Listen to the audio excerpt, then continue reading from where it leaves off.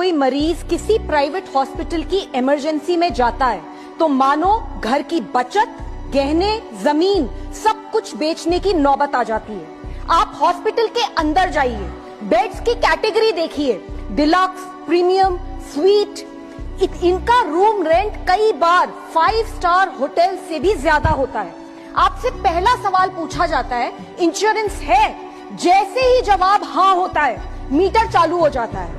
कमरे में पहुंचते ही thermometer, disposable gloves, mask, sanitizer सब कुछ बिल में जोड़ दिया जाता है। हम डॉक्टरों के इलाज पर सवाल नहीं उठा रहे हैं, हमारी जिंदगी बचाते हैं, वो भगवान समान है।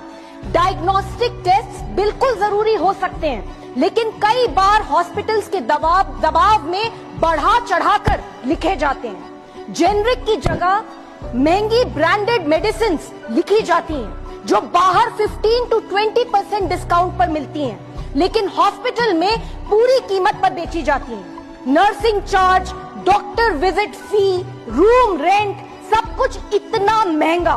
बिल ट्रांसपेरेंट नहीं होते, बल्कि उनमें हिडन चार्जेस और अनएक्सप्लेन्ड फीस होती हैं। इंश्योरेंस कंपनियां भी इससे अलग नहीं हैं। प्रीमियम इतना बढ़ रहा है कि लोग पॉलिसी लेकर भी छोड़ने पे मजबूर हैं। ऊपर से कंपनी छोटी छोटी बातों पर क्लेम्स रिजेक्ट कर देती हैं। नतीजा, हर साल लाखों परिवार कर्जे में डूब जाते हैं। सर, इस सेक्टर को रेगुलेट करने के लिए 2010 में क्लिनिकल एस्टैब्लिशमेंट्स एक्ट पास किया गया था, जिसने राज्यों को अधिकार दिया था कि वे मेडिकल प्रोसीजर्स की मैक्सिमम रेट्स तय करें। लेकिन आज भी सिर्फ 12 राज्यों ने इस कानून को अपनाया है।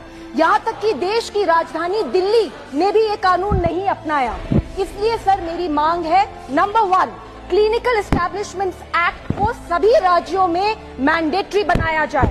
2, इमरजेंसी केयर में कानूनन इलाज पहले, बिल बाद में। 3, हॉस्पिटल्स में ट्रांसपेरेंट एंड रीजनेबल बिलिंग होनी चाहिए। नंबर 4, इंश्योरेंस प्रीमियम हाइक्स पर सख्त निगरानी हो। सरकार की जिम्मेदारी है कि प्राइवेट हॉस्पिटल्स में भी इंसान को इंसान माना जाए, कोई रेवेन्यू मॉडल नहीं। Sir, this is very important for the health of our nation. Thank you sir.